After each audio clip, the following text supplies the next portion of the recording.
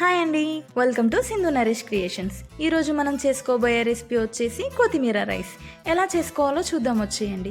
ముందుగా ఒక మిక్సింగ్ బౌల్లోకి కొద్దిగా కొత్తిమీర, మిర్చి, జీలకర్ర వేసుకొని మిక్స్ పట్టుకోవాలి.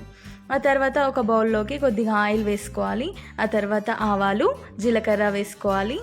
తర్వాత కొద్దిగా ఆనియన్, ఆ తర్వాత కొద్దిగా మిర్చి వేసుకొని ఉప్పు వేసుకొని మంచిగా కలుపుకోవాలి. ఆ తర్వాత అల్లం వెల్లుల్లి పేస్ట్ వేసుకోవాలండి.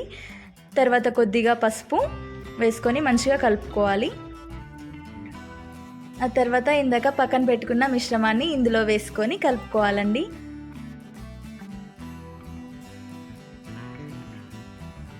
ఇందులోకి కొద్దిగా రైస్ వేసుకొని మంచిగా కలుపుకోవాలి.